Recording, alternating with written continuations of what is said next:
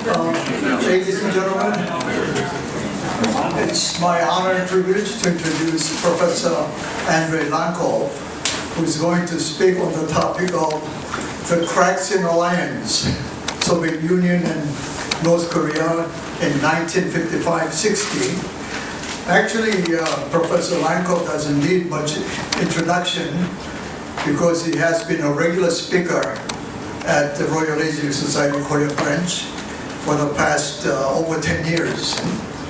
I think he has spoken about a dozen times. Something like that, yes.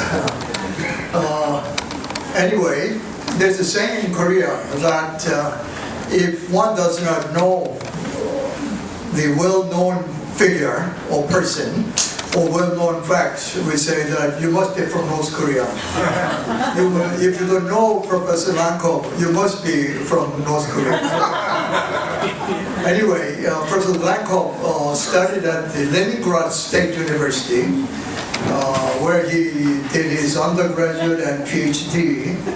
I think his PhD dissertation was on factionalism of late Yi Dynasty, right? And he also taught at the Australian National University from 1995 to 2004. Since 2004, he has been teaching at Kookmin University as a tenured professor. He also studied at Kim Il-sung University in Pyongyang in the 1980s. His main research interest is in North Korea, things on North Korea.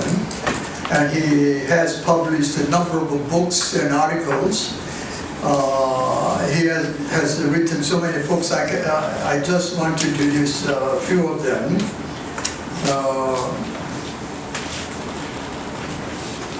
The Crisis in North Korea, the Failure of De-Stalinization, 1956.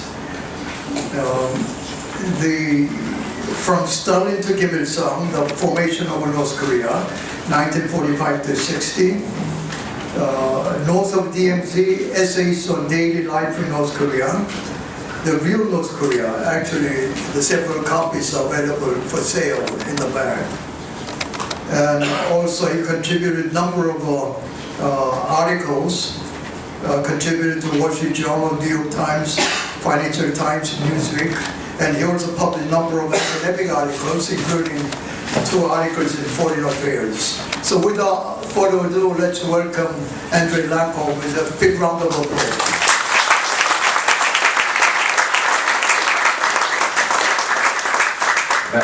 Thank you for inviting me, but there is one thing I would like to make absolutely clear.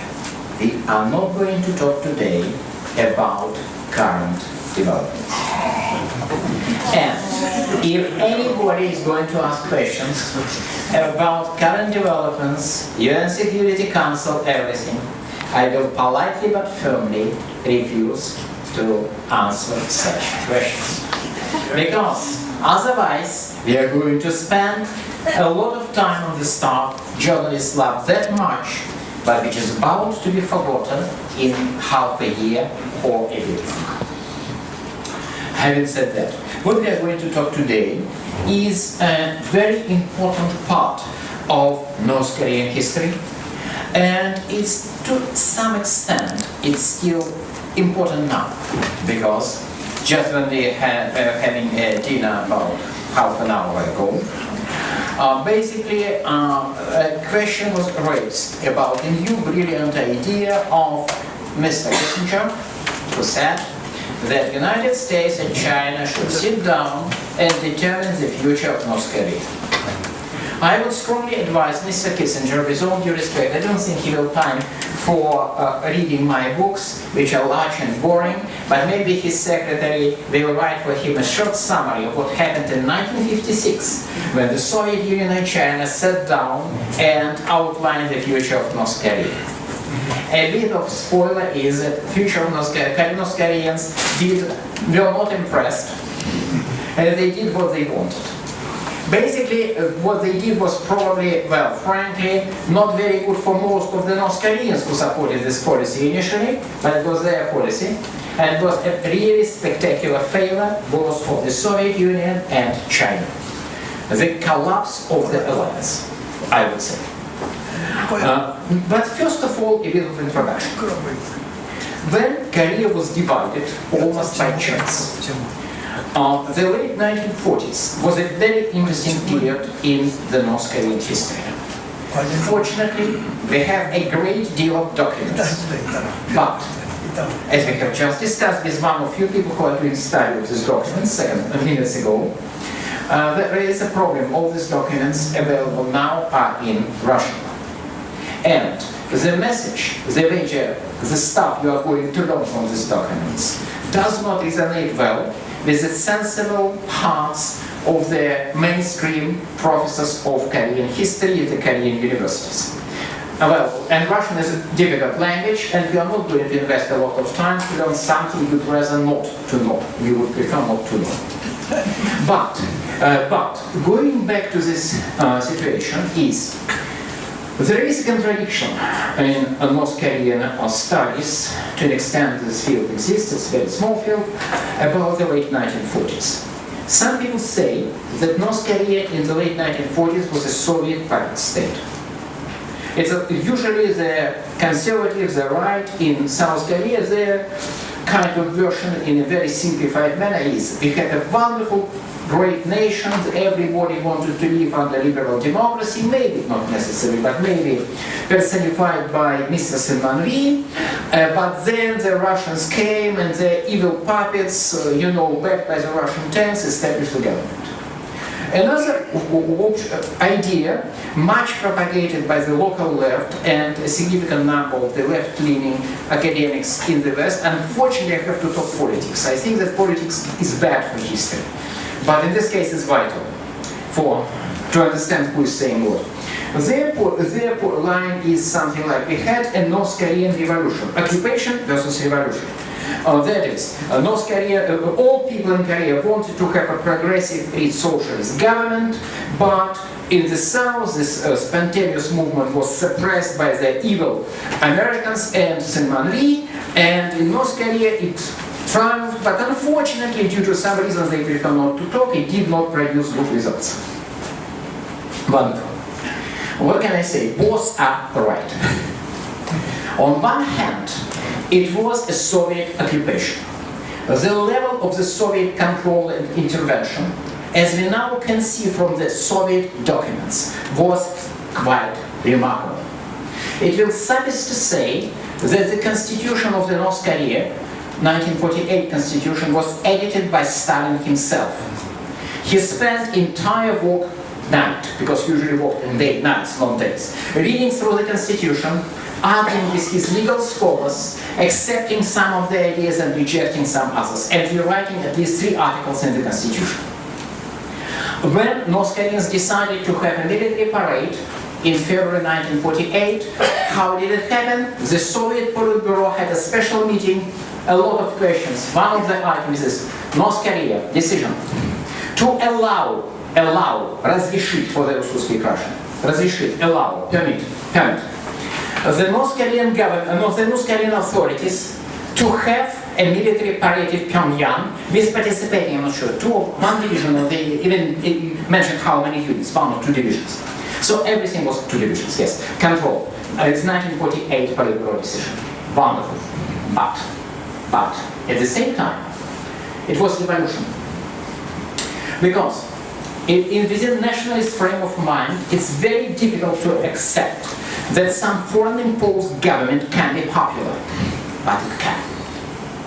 For the average North Korean farmer who received his land in 1946 as a result of the land reform, it did not matter at all that from the very beginning to the end, the land reform law was drafted by the Russians. First of all, nobody told him about it or her. Second, had somebody told, he probably said, so what?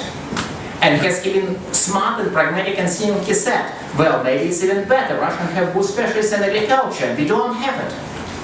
Indeed, they didn't have it back then. So the policy of Kim Il-sung government in the late 1940s enjoyed a significant support from below, but to a very large extent, the government was following the Soviet blueprints. So it was both occupation and revolution. I would say it was a popular revolutionary occupational government.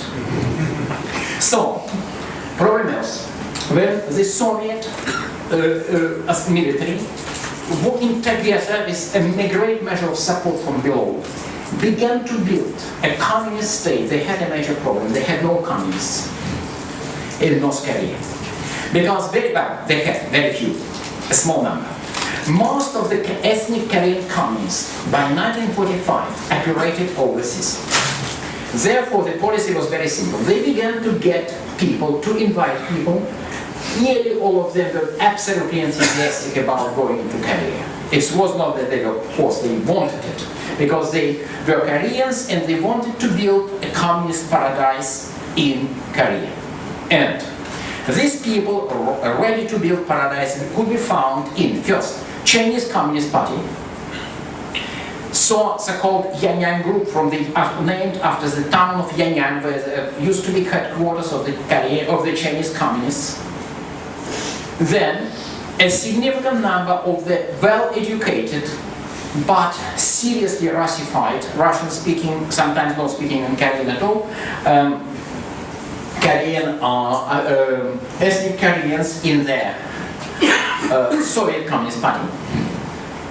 Then underground in Seoul, and then a small number of people who once used to fight under Kim Il-sung command as a part of the armed resistance in Manchuria. Important, there were other branches of resistance, but we are talking about a particular one.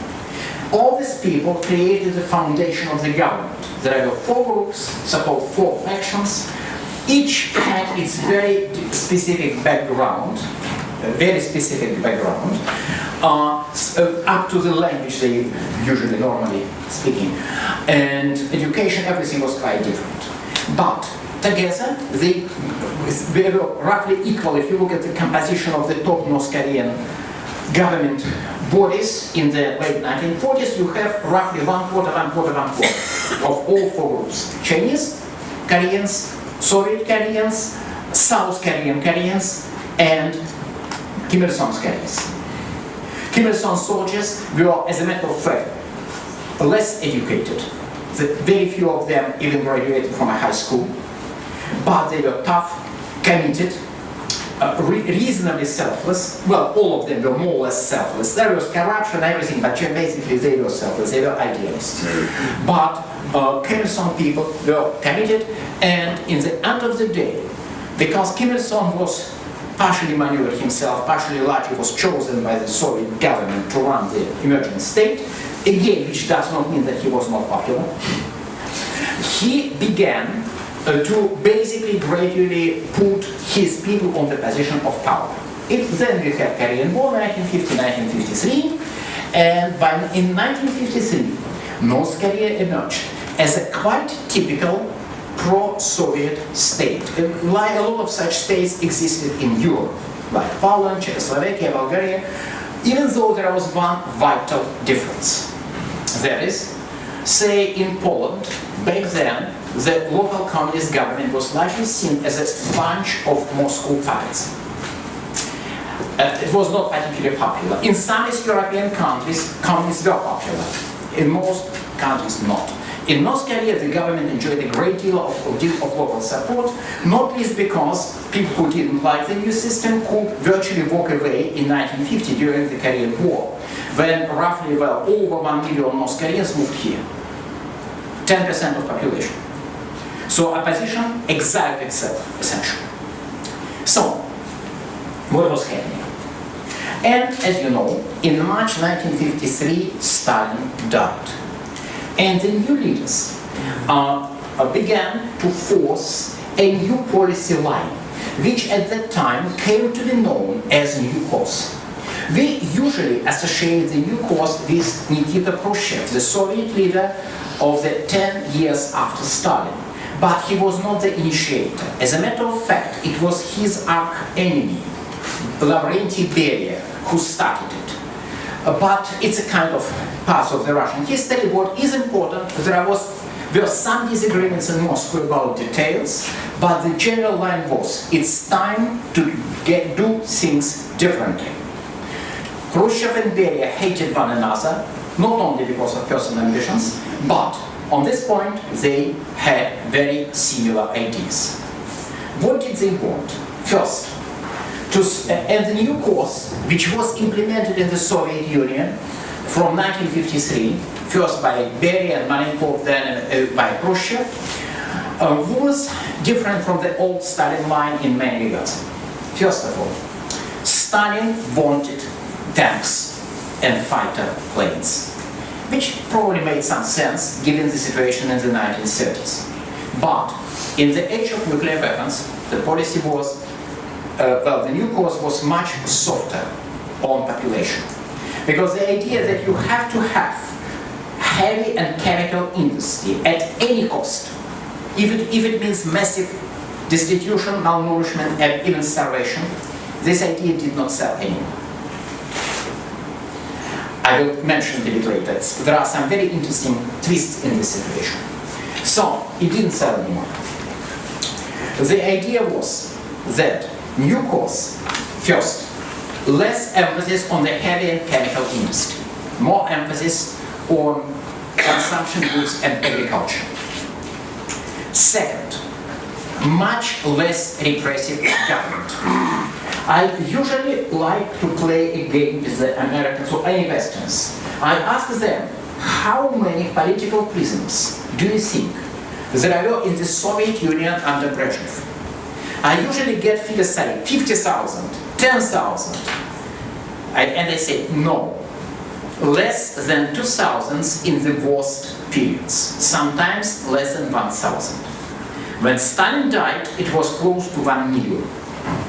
You had 1,000-fold decrease in number of political prisoners within 5 years. Arguably, the most radical liberalization of the surveillance and control without regime change in known history.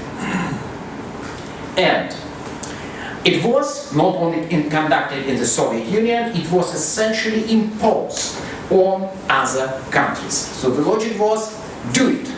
And in this regard, neither Beria nor Khrushchev were much different from Stalin. Probably they were even more pushy. So Stalin sometimes allowed for some local varieties. They did not. It's not because it's done in Moscow, you should do it.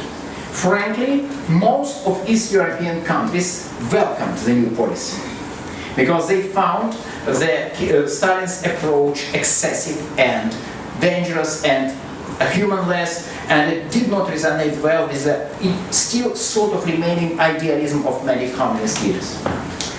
But what was happening in North Korea? In North Korea, Kim Il-sung was not going to like the new law. To start with, Kim Il-sung fully understood that in order to keep power, he had to get rid of potential rivals. And he could not trust anybody but his own guerrillas. Because for the South Korean communists, like Park Hong-yeon, the founder of the Korean Communist Party, Kim Il-sung was essentially an insignificant field commander from the Manchurian backwater. While real stuff was happening, of course, in Seoul, in Shanghai, in Yan'an, in Moscow, in Tokyo. For the Soviets and for the North Chinese, he also was not that powerful person, and they both felt support of great powers behind their backs. So, Kim Il-sung began removing members of different factions using the traditional type of show trial. In 1953, he had leaders of the South Korean communists who were largely responsible for guerrilla operations and underground work in South Korea arrested. Of course, they all admitted they were American spies. They told in great details about how American diplomats happened to give them instructions, and it became clear that many of the diplomats were simply not in Korea at that time when they were allegedly given instructions, so they could not even write proper scenario. But anyway, they said they were running doors of the American imperialism. They begged for right punishment. They got death sentence. End of story. prominent communist activist in the 1930s. Back then, to be a member of a Politburo in a communist state was probably arguably the world's most dangerous job.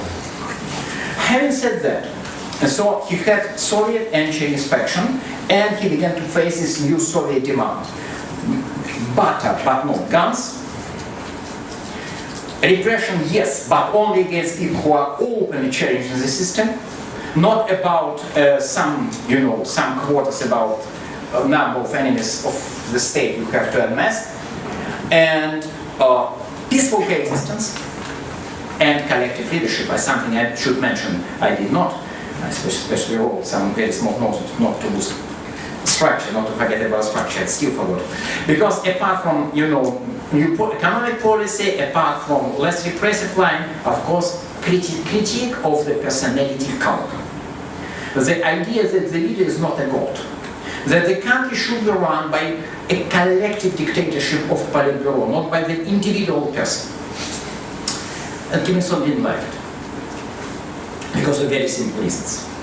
One reason is quite, but most people say, yes, he just loved power. Of course he did. Because can you show me a single politician, high-level politician or CEO who hates power? Such people exist, but they are definitely not that numerous. What was more important, the ideas as idea, he understood that if he starts reducing his own kind of official profile, it will be damaging for him and his loyal guerrillas, ex-guerrillas, and he didn't want it.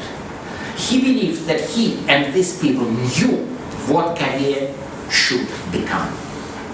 And his attitude was pretty much similar to what Stalin himself believed, but probably more radical. When I usually talk about North Korea under Kim Il-sung, I usually say that he was more Stalinist than Joseph Stalin himself. But it's because his mindset and mindset of people around him was much more Stalinist. These people did not really care that much about living standards of the population. They say, well, maybe a couple of generations we will have it. Right now, we need a powerful state. They remember the humiliation of the Japanese rule. They believed, even if it means death of 250,000 farmers, we need to have guns and missiles. So no Japan, no America, no Russia, no China, no Indonesia will ever do to us anything like that.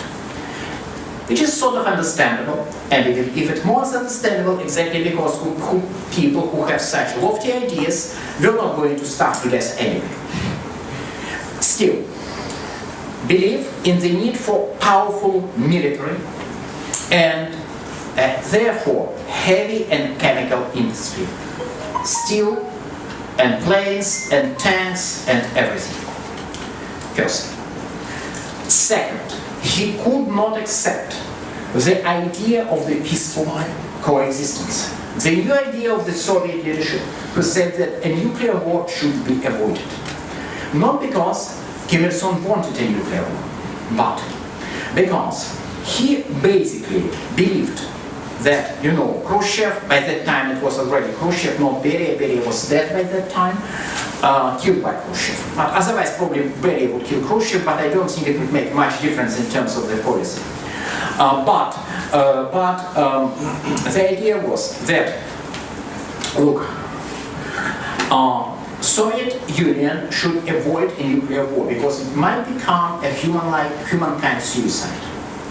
We need to make compromises with the Americans, what Khrushchev said, and make mutual concessions. But for Kim Il-sung, a vital task was still unification of the country by force if necessary. And he was afraid that if there is a revolutionary situation in South Korea, back then he hoped that one day the South Korean people will rise against the Mali government. And he would be able to use it. But he would be stopped by the Russians from doing it, because Russians will make a deal behind his back with Americans. By the way, his fears were partially justified much later during the missile crisis, but we have no time to talk about it today. So, he was afraid that peaceful coexistence will mean some kind of deal made by the Russians and Americans against his will, behind his back, and against his and his country's long-term interest. He believed that emphasis on the consumption and higher living standards will undermine the military potential of the future South Korean state. He believed that a collective leadership Soviets began to demand would basically deprive him and his supporters from power, which is sweet enough, but they hoped to build a career they were dreaming about. A unified national state, run by a wise leader, with dedicated masses, will be working full of enthusiasm, for no monetary reward but receiving free rations, working very hard for free rations, fighting for the great goals. Well, maybe officials will get a bit more rations, but not that much more. Equality, commitment, nation goal, unity, greatness. Attractive? Yes, it was damn attractive. This ideal, which is probably not very attractive to many people in this room, won a great deal of support in Korea, where most of the people were still children of the subsistence farmers, where they had essentially very pre-modern worldview and at the same time had a great deal of modern nationalism, where they were traumatized by the Korean War, but especially by the Japanese occupation. And let's not forget that with the exception of maybe 1,000 people on the top, 99.9% of the North Koreans back then sincerely believed that the Korean War was started by the Americans. So they believed that the disaster was a result, again, yet another foreign invasion. Very few people were aware that it was an unsuccessful attempt to unify the country. So, it meant a major problem, and starting from 1954, Kim Il-sung began to look with increasing suspicion to Moscow and to people inside the country who could be supportive of the new ideas. But such people existed. Starting from roughly 1955, 1954, many North Korean officials began to quietly talk that in the new situation, the Soviet Union, the new Soviet line, the new course should be emulated. And most of them, understandably, were the Soviet Koreans. And there was a great deal of the Soviet Koreans, many of whom occupied the top positions in the government. And these people, they had sort of dual loyalty. They were both North Koreans and Soviets. And you can be surprised how much the Soviet embassy could know about all top secret dealing of the North Korean government, because within a few days, some of the Soviet Koreans who attended some top secret meeting would immediately brief somebody from the embassy about what was going on there. And they did not see it as a betrayal. They just believed that it was sort of their duty to, I'm pretty sure the information went other way as well, with an important caveat that they had no serious access within Moscow, and pretty much absolute access within country. And these people began to say that we should follow the Soviet line. And their argument was much strengthened by a seriously underreported economic disaster which happened in 1954-1955. Winter 1954-1955 was the winter of a serious famine in North Korea. It was not the scale of the late 1990s, but probably few 10,000 people starved to death during these few months, which, as North Korean leaders eventually admitted, was to a very large extent result of excessive pressure, excessive demand for food, and first attempts to collectivize agriculture. And finally, in January 1955, the North Korean government, which initially denied all these stories, all reports about famine, a bit like Mao denied the first reports about the Great Leap Forward, they understood the situation is getting tough, and Park Chan-ok, a former Soviet military intelligence officer, who was at that time the highest of all Soviet Koreans, was sent to Moscow to ask for urgent food aid. And the aid was delivered and this issue was eventually sorted out. But what is interesting for me, when I read about all the documents about these developments, what is a bit funny? People who were protesting the excessively harsh treatment of the North Korean farmers were exactly the same people who were responsible for massive famine in the Soviet Union in the early 1930s. Molotov, Khrushchev, they were exactly the people writing kind of panicking reports. They are going crazy, we should stop them immediately, they are starving people. Exactly the people who just 20 years ago in their own country had no problems about starving farmers. Why? I have two explanations. First, people tend to get wiser. Maybe they remember what happened and they didn't want it to happen to other countries after all.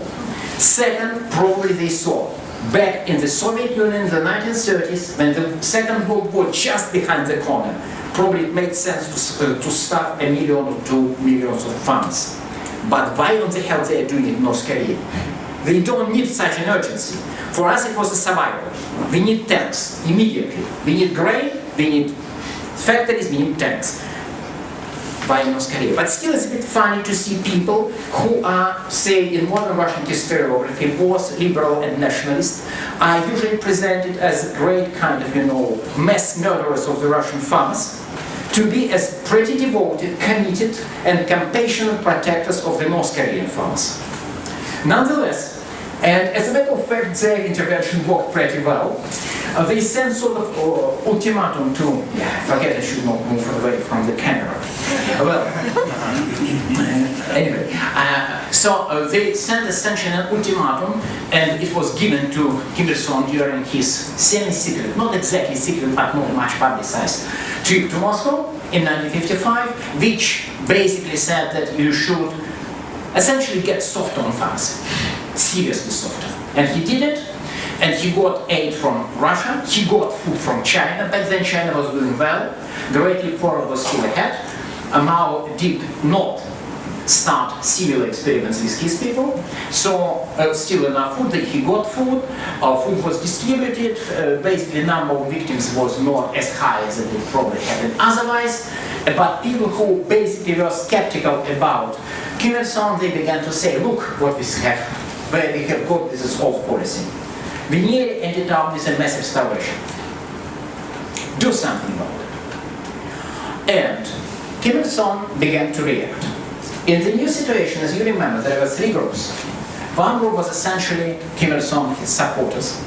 Three others were South Korean Seoul people who were by that time largely physically exterminated. Second group and third group were Soviet and Chinese Koreans. In this new situation, both groups became dangerous, because at that time, China was pretty supportive of very similar policy. But it was a major source of threat was Moscow. So what did Kim Il-sung do? He began to remove North Soviet Koreans from the positions of power. And from 1955, one after another, prominent Soviet Koreans found themselves to be criticized. It culminated in late 1955. And they were usually accused of being wrong on the cultural and literary politics. Which was a bit funny, because most of these people spoke limited Korean. And they were not much involved with literature, because as one of them, by the way, Park Chan-wook himself, frankly admitted that he is not capable of reading Korean fiction. Why? Obviously because maybe it was an influence of one Soviet campaign from 1946, more likely it was just an idea that these accusations will sound less dangerous. So they criticized not for something serious, like opposition to, emphasis on the heavy industry, but on something light, they did not like correct writers, they extolled bad writers with dubious political tendencies, so nothing. Anyway, it was first kind of campaign which allowed Kim Il-sung to get rid of a number of the Soviet Koreans by late 1955. As a matter of fact, he also had the most powerful mouse contact in North Korea, General Park Ru, former Minister of the Interior, and the sort of liaison with Chinese forces. Also around this time, he was removed and even briefly put under arrest. So, and what is interesting, by the way, in December 1955, Kim Il-sung delivered a speech which everybody knows. It was a speech about establishment of Chechnya. And it was quite funny to read how this speech was described a bit later, a few years later. Not this speech, the idea of Chechnya in 1959 was described in the Soviet embassy documents. They said, Chechnya was an idea of Kim Chang-ma. It was Secretary for Ideology, who was so proud of this idea. Chechnya means superiority of everything Korean over everything foreigner. And Kim Jong-un, he was носился с этой идеей, how we say. He was pushing this idea on everybody. Then he was quite briefly, and he's now getting a bit excessively active with these ideas. So look, for the Soviet embassy, it was not a great idea of Kim Il-sung. It was just a strange idea suggested by Kim Il-sung's kind of ideological kind of supreme ideological kind of theoretician, which is probably to be the case. When we say that about the idea of Chechnya, we have to remember that in real life ideas, Chechnya ideas were created by Kim Chang-man and developed by Kwon Chang-wook in the 1960s. Kim Il-sung probably, or Kim Jong-un had very little to do with that. But anyway, so meanwhile, situation kept developing. As you know, in late February 1956, the Soviet Communist Party had the 20th Congress, which where the attacks on Stalin culminated, and where Khrushchev delivered his secret speech. The Soviet embassy approached Kim Il-sung, suggesting that he should go to Moscow. He said no, and he sent his most trusted lieutenant, to Moscow, where he basically remained as passive as possible, and came back with documents of the 20th Congress, which had to be distributed. Let's not forget, officially it was still the time when everything happening in the Soviet Union was officially considered a target of emulation. It was officially said openly in all kind of media, all kind of propaganda, the Soviet Union cannot possibly do anything wrong. And even if it's not what people, decision makers, believed, and they were, as I have said, trying to basically get rid of the Soviet Union, they could not admit it. But it was quite remarkable that they did not.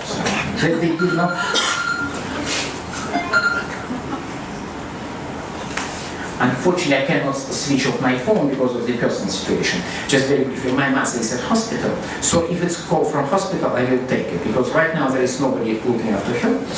And yes, but so I cannot switch it off. Yeah. So next. This situation, he decided not to go about, and the in kind of publications about 23rd Congress were kept under control, but by that time, actually from earlier period, from late 1955, the dangerous combination of what? Personality cult, back then came somewhere, began to spread in North Korea. And because it was set in the Soviet Union, Kim Il-sung had to do something. Because all communist parties were ordered to purge, to get rid of the personality cult. What did he do? Two things. Very interesting way. For more open audience, he said, yes, of course, we Koreans should do what the Poles, Czechs, or back then, Czechoslovakians, Bulgarians are doing. We should get rid of the personality cult. And you know, the official line continued, the personality cult existed in our state, in our country. It was the personality cult of Park Hong-yeol. The evil leader of the Seoul communists, really an American spy, was introducing his personality cult, and we should fight with it, officially. If you look classified stuff, different story. Still the same too, but there is another story. If you belong to the top 1%, Kim Il-sung's family, said something like in my book, I think they were not that bad, not as bad as they used to believe. They worked reasonably well, and they were trying to get intelligence and analyze what was going on. Probably they could do a better job, but it was not a disaster, so they were trying to get. And still there are a lot of people who are doing better. Anyway, so, like Starinka does. But look, so this type of story. And at the same time, remember, 20th Century Congress of the Soviet Communist Party, February. And in April 1956, a Congress of the Third Congress of the Korean Workers' Party. And Kim Il-sung was a bit tense, because he was afraid that some of the Soviet officials would start a mess. The Congresses by that time were pretty much kind of fake, highly controlled gathering, where no discussion was possible. But in the new situation, when the strange news were coming from overseas, including Moscow, you did not know what to do. So Kim Il-sung was quite tense about the Congress, and as a matter of fact, in Albania, a bit later, not a Congress, but a party conference got out of control. There was only one case when the control over such gathering of officials was lost, but it did happen, not in North Korea, in a different country, but very similar country, by the way. Albania and North Korea were remarkably similar. I just feel sorry that so few Koreans know Albanian and vice versa, because comparison will be very interesting. Anyway, and his fears were basically much strengthened because of two events. The Soviet delegation in the Third Congress was presided by a young, sporty, charming, charismatic, energetic, rising politician whose name was Leonid Brezhnev. He was not a general secretary, but he was a rising star. And he had a great deal of personal talk with a member of the Politburo whose surname was Pak, and whose given name was, as it was usually transcribed in Korean, Ivan. As you guessed, he was Ivan Pak, a Russian engineer working there. And they had a great deal of mutual chemistry with Brezhnev. Brezhnev was a very charming person in personal life, actually. And Pak Ivan, who was also known for basically his kind of straight talking, no nonsense, a kind of basically engineer, and he basically told Brezhnev a lot of things which were happening, this kind of quite pushing Soviet Korean society, this recent famine, all this stuff they discussed. They were basically going together to the countryside. They spent 3 days or 4 days talking. And Brezhnev delivered a speech, which of course had to be very prominent, because back then everybody knew that the Soviet Union was the boss. So Brezhnev was delivering the speech, he said to the Third Congress that we hope, we great and mighty Moscow, that the Korean Workers' Party will deal with the issue of the personality cult. It was not what Kim Il-sung wanted to hear. It was. He learned that there was an official who was writing letters and maps telling that North Korea should immediately change the course. It was not just, this kind of quiet talking letter. In Hungary, from in Korean script they don't say Hungary. Yes, and this person was, surprisingly, Isanjo, the ambassador, the North Korean ambassador to Moscow, who was appointed by Kim Il-sung in early August 1955, exactly because Kim Il-sung assumed that this guy, who had spent all his lifetime in China or in North Korea, dealing with espionage and special operations, was the least likely person to be influenced by the Soviet liberalism. You take your former spy master, he was the chief of North Korean intelligence during the war. He was a very efficient, very ruthless, very hard-line underground operative in China in the 1930s, 1940s. You take such a person, you send him to Khrushchev's Moscow, and in 6 months he turns liberal. Wow. really dangerous ideology. And he nearly had Isanjo arrested, but then finally under pressure, because Isanjo was a kind of living legend of the local underground, there's a great deal of connection, he let him go. I believe that he felt sorry about it for many years, and to the best of my knowledge, the last semi-successful assassination attempt against Isanjo by the North Korean intelligence took place in 1989. Maybe later there is something I'm not aware of. So, he let him go. Where, as you guess from this remark, he was going to become a central character in the unusual drama of a defecting ambassador.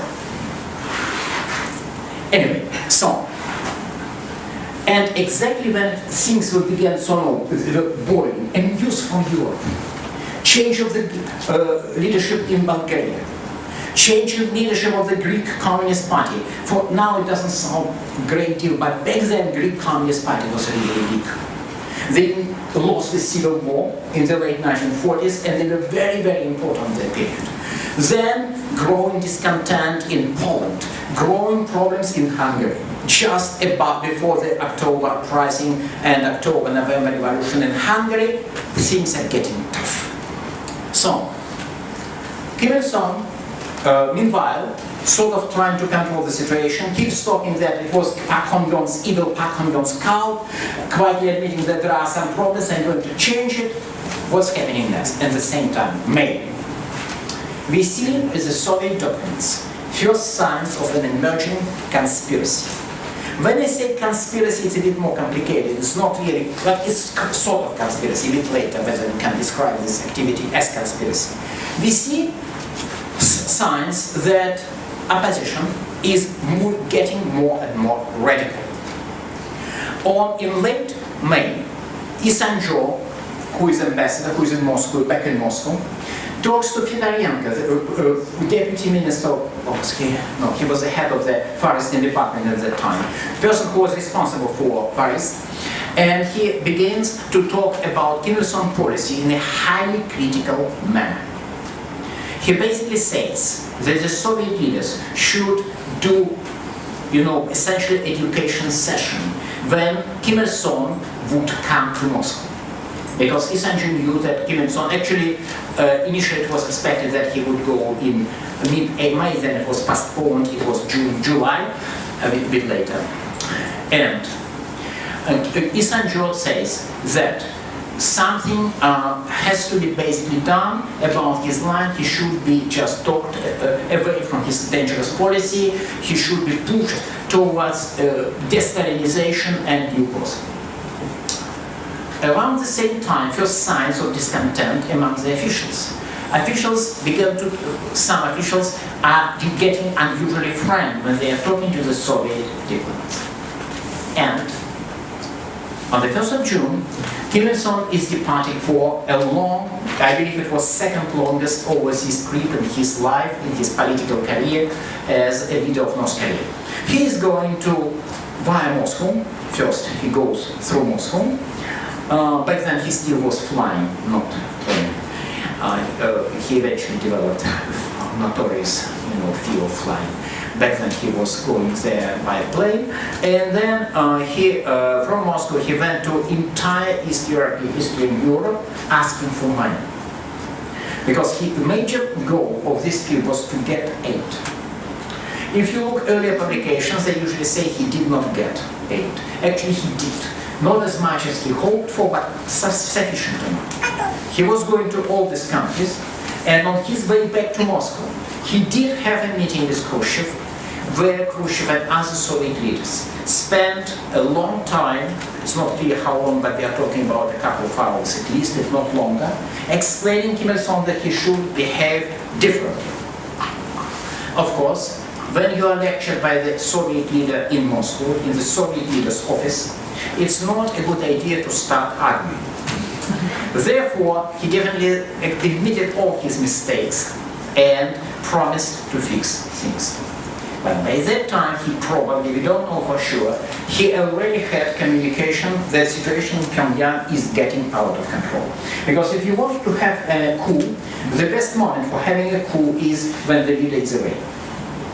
So, starting from June, not only Soviet Koreans who sometimes visited the Soviet embassy, but many Chinese Koreans began to come to the Soviet embassy, talk to the people there, to talk to the Soviet diplomats, briefing them about the situation. They were saying that Kim Il-sung is creating a disastrous situation, that his policy resulted in the deprivation and destitution of the current people, that he is promoting his power base and the guerrillas at the expense of the respect for the Soviet role in liberation of Korea. It was kind of trying to push the right buttons, because back then Soviet diplomats, basically all Soviet people, were quite proud about being liberators of Korea, and that your role has been denied.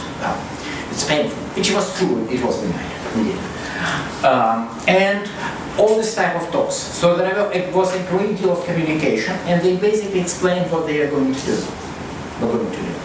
They were going to wait for the next plenary meeting of the Central Committee and vote Kim Il-sung out of power. Was it a conspiracy? Big question. Because it was perfectly legal within the then existent legal framework. And Kim Il-sung was elected as a party leader by the Central Committee. And the Central Committee had the right to recall him. And if you look at the history of the communist bloc, we see other countries where similar things did happen.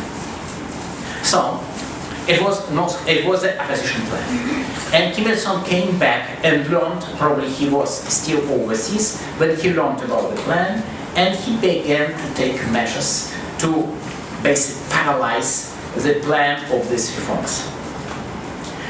It's not clear whether they were, how far they were going to go and whom they saw as replacement, even though it seems that their candidate was Chue Chan-ik, a prominent pro-North Korean, pro-Chinese politician, with Park Chan-ok being his probably second in command, and Lee Sang-jo likely to be a minister of foreign affairs. But this stuff emerged much later and cannot be taken for basically at face value.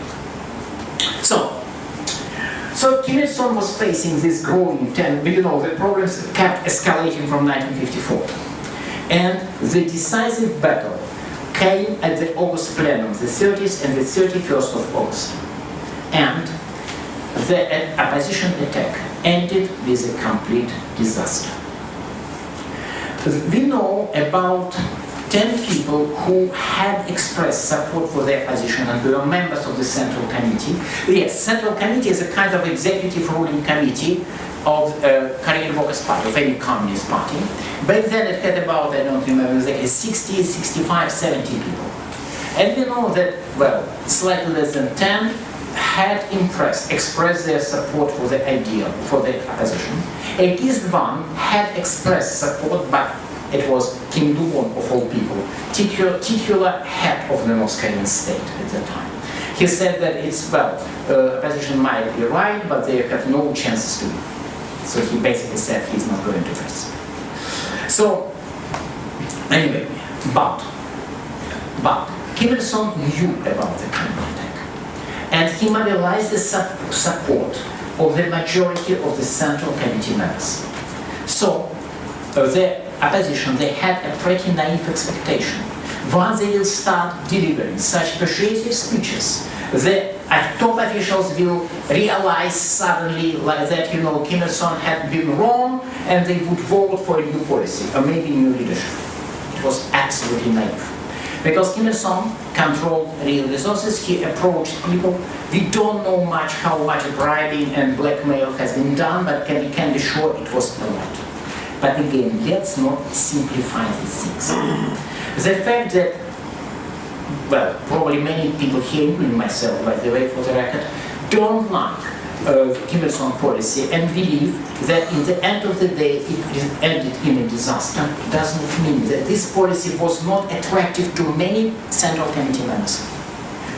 Let's not fool ourselves in the belief that these people supported Kim Il-sung only because they were blackmailed or bribed. Many of them shared Kim Il-sung's vision of the future. They also did not care about how much pork is eaten by the farmer. It's not that they didn't like farms, but they believe that guns are more important than butter. Then in the end of the day, if you have guns, eventually you will have butter. But if you have butter and no guns, you will lose butter. Like it or not, it's sort of logic, do you agree? Once again, most of these people did not care because, yes, it was a bit of luxurious life by the then North Korean standards. But you can read what the top officials, when they were quite frank, how they described their own life back then. In 1955, a deputy minister of culture of North Korea, he said, a former Soviet colonel, eventually he became colonel, officer in the Soviet Marines, he said that basically my lifestyle, and he being Soviet Korean, he visited Russia quite frequently, he said, my living standards are probably slightly inferior to living standards of a skilled worker in Moscow. And let's not forget that 1955 was not the year when skilled workers in Moscow enjoyed luxurious life. And he continued, but I have no idea how mid-ranking officials, let alone a common person, can survive on such income. So these people had very tough life, and they had tough life before.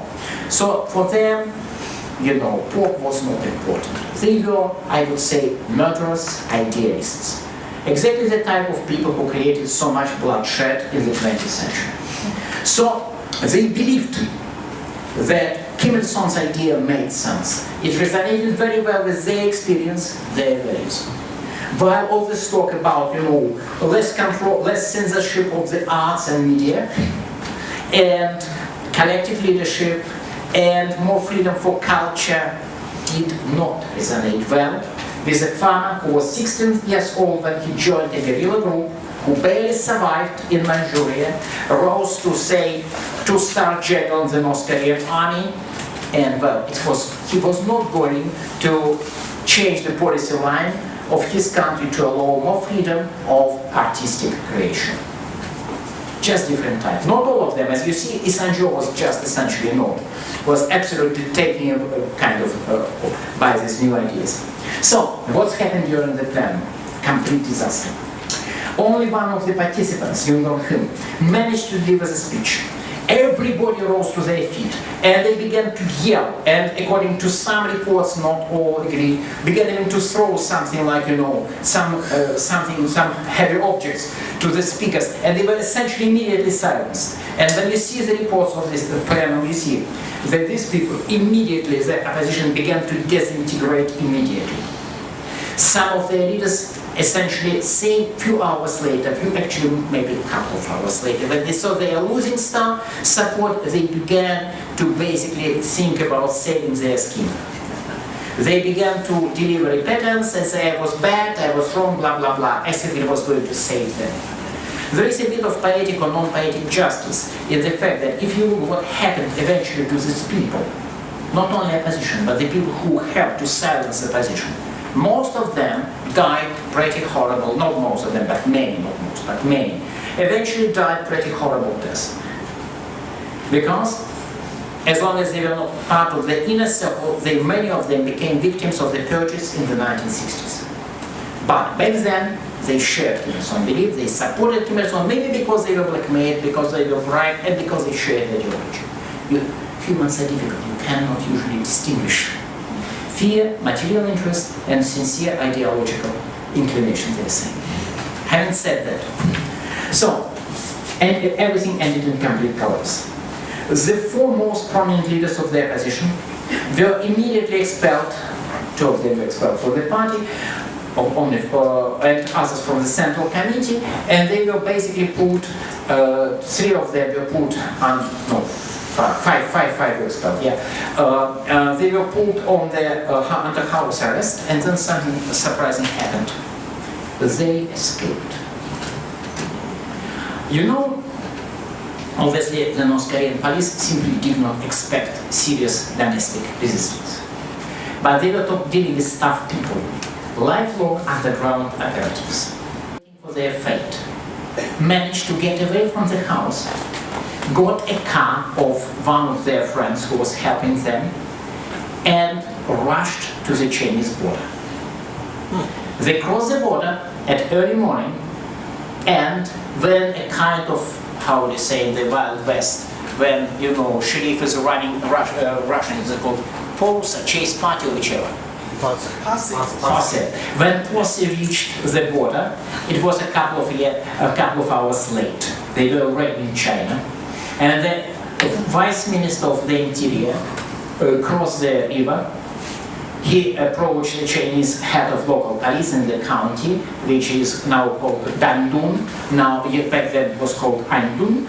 And he basically said, give us back. No, they're not normal refugees, sorry. And in no time they were in Canada. Escape. And they had very good connections in the Chinese Communist Party, and they began to tell to the Korean that something seriously wrong was happening in Korea. And Mao had very little love for Kim Il-sung. Exactly how little love Mao had for Kim Il-sung can be illustrated by one case. In 1956, Mao, soon after this event they are talking about, had a lengthy conversation with Ambassador Yudin, the Soviet ambassador to Beijing, about Kim Il-sung. And this conversation, years later, in the early 1960s, was deliberately shown to Kim Il-sung by the Soviet diplomats to drive a wedge between North Korea and China. It was stupid. It was something that is absolutely. Anyway, I felt ashamed when I was reading these documents, because it's not how normal policy can be conducted. Well, it's a stupid idea. Looks like it was done by the then Secretary of Central Committee Kozlov, his idea. But it was, this stuff was seen as sufficiently compromising. It was expected that Kim Il-sung would go ballistic and change policy of North Korea. Of course, he did not. He did go ballistic, but he did not change the policy, because back then, balancing between China and Soviet Union was basically serving North Korean interest. It's a very common mistake to expect for any politician worthy of his or her job, that, you know, personal emotions will influence strategic decision making. But anyway, it shows a kind of dislike. So, and meanwhile, let's go back to Moscow. Once it happened, on the 1st of September, a cable was sent by Ambassador Ivanov, who said that things are getting out of control in Pyongyang. And a few days later, Yi Sang-jo wrote a letter where he drafted a plan, which, as we will see soon, was basically carried forward. Ambassador Yi Sang-jo suggested that the Soviet Union should, it was a letter to Mikoyan, who was then responsible, Anastas Mikoyan, for dealing with the communist bloc, and Khrushchev. It was a letter to them where they suggested that Soviet Union, maybe separately, maybe with China.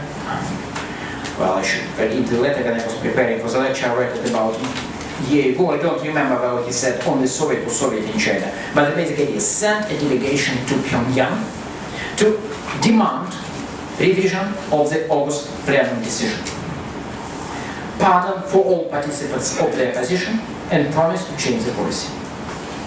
And it was, you know, September. On the 6th of September, the Soviet Politburo met to discuss the situation in North Korea, and they decided to basically that Mikoyan, who was going to Beijing, to China anyway, he should proceed eventually to Pyongyang and to do something. And it was done. On the 23rd of September, Mikoyan and Pende Huai, together, a joint delegation, arrived to Pyongyang to do exactly what Mr. Kissinger dreams about now. Not exactly regime change. Just recently, I learned that somebody, not me unfortunately, discovered new documents which show that they were not going to change Kim Il-sung in September, as I sort of suspected, but that they were just going to change his policy line. Kim Il-sung, facing Mikoyan and Tandukoi, admitted that he would, from now on, he would behave himself, that he would follow the UCOS line. He accepted it, and he promised that all new decisions would be published in the official documents, in the official newspapers, in the official North Korean newspapers. Mikoyan and Tandukoi left, but nothing happened. Kim Il-sung was not going to give the promise, which was essentially, he was blackmailed into giving. Material has never been published, and virtually 2 weeks later, he said to the Soviet ambassador that I did not say we would publish it. I just said we would consider publishing it. We would discuss publishing it. Absolutely. And, well, of course, they had a discussion and decided not to publish the stuff. And then all, for a brief while, for a few months, purchase stopped and then resumed. Lee Sang-jo, in October 1956, officially asked for Soviet asylum, which was granted, and then a chain of defection of the North Korean officials in the Soviet Union, in Bulgaria and China happened. Soviet Union and China, for that matter, granted asylum to the defecting North Korean officials, while also making sure that they would not be capable of, they would not be involved with a political activity. So, and then essentially all this attempt ended in nothing. People who in any way were sympathetic were purged. As I said, Lee Sang-jo defected. Park Ivan lost his job in 1957 to die or be in prison or be executed soon afterwards. And a massive purge of the Chinese and Soviet officials, or really Korean officials with Chinese and Soviet background, began. The era of the Soviet and Chinese influence ended. I just have one question. Why did not Soviet Union and China force the September decision in 1956-1957? I don't know. Probably because of the general developments in Eastern Europe, where crisis in Poland and revolution in Hungary demonstrated that the local popular masses are not really necessarily going to greet the new system, and probably instead of liberalized communism would demand something different. And probably the growing schism between Soviet Union and China. So the Soviet Union didn't want to exercise too much pressure because it would alienate people. It would probably make, it would basically push North Korea towards China. And for roughly, 30 years, it was a major nightmare of the Soviet diplomats that by some mistake North Korea would go to the Chinese side. All things together, but, as I have described, the only known attempt of an active intervention into the North Korean politics, and not necessarily regime change, but something close to that, ended in a complete failure in the time when the great powers which undertook such an attempt had what appeared to be an absolute control of the North Korean top leadership.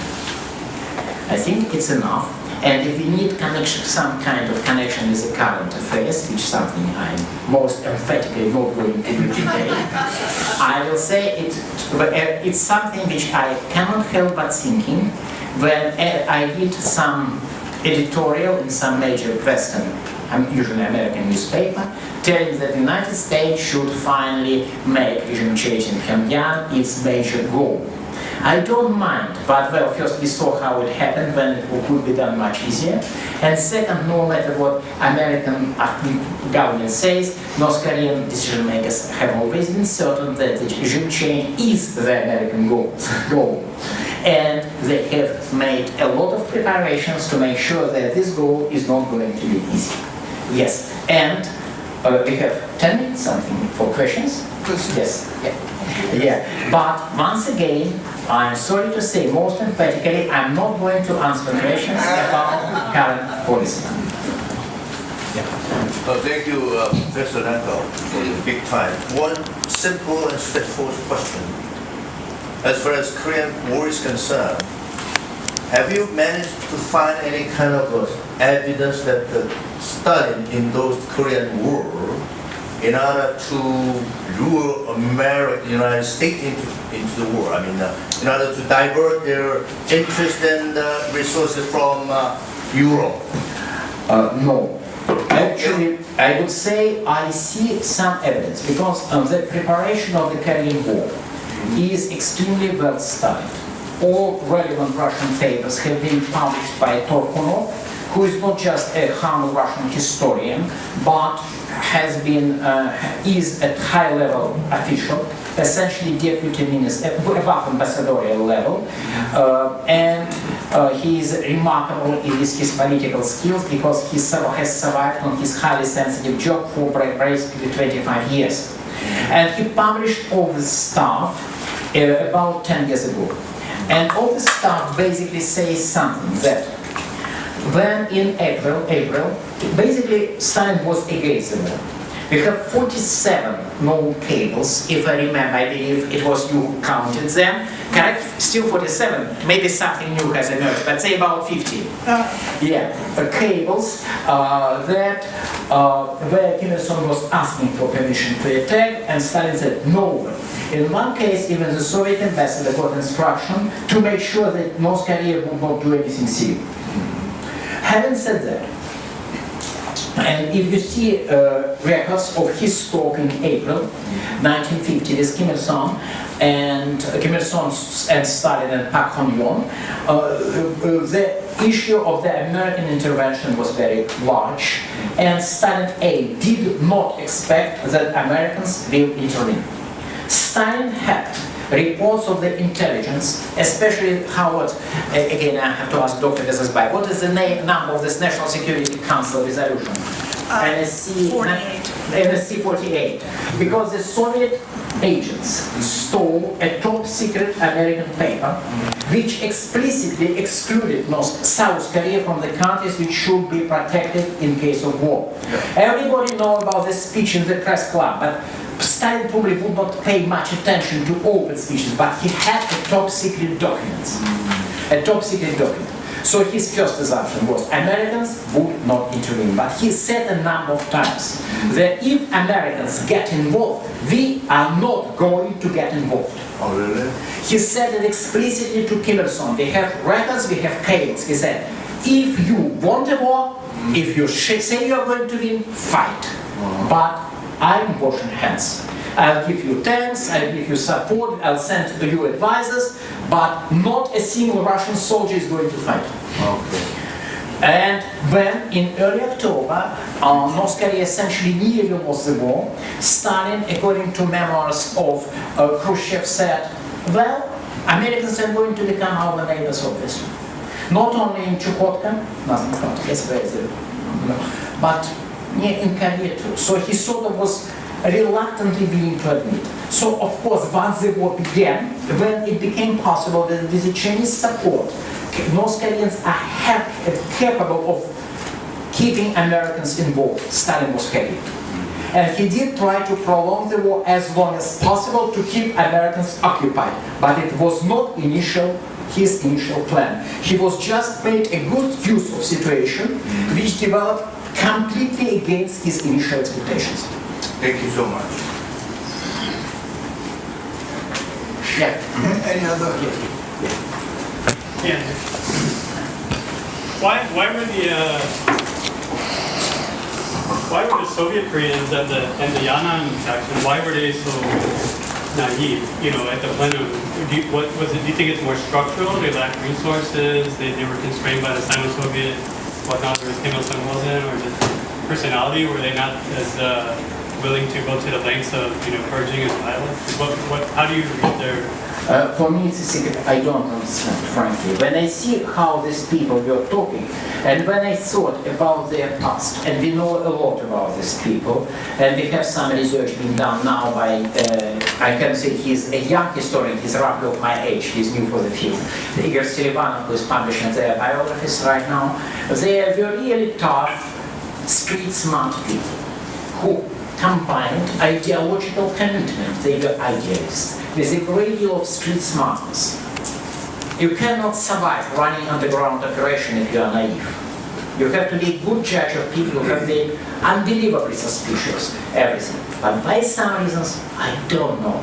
Because everything looks so amateurish, so poorly organized. And frankly, I hate to say it, but these people behave like cowards. In May, when they saw the first sign of collapse, they immediately began to run away and change sides. Even those who before or later has shown themselves to be really brave and courageous people. So for me it's a bit of secret. I misread. When Russia and North Korea started to grow apart in 56, 56, 57. I would say 57. Did China embrace North Korea more eagerly and try to make effort to Yes. become more a close ally? Yes, but not exactly. What happened? Very briefly. The beginning of collapse, or the collapse of the earlier unequal alliance, when North Korea was definitely a junior partner, but it was an alliance and very unequal, began indeed in 1957, and roughly at the time when the schism began to develop between Russia and China.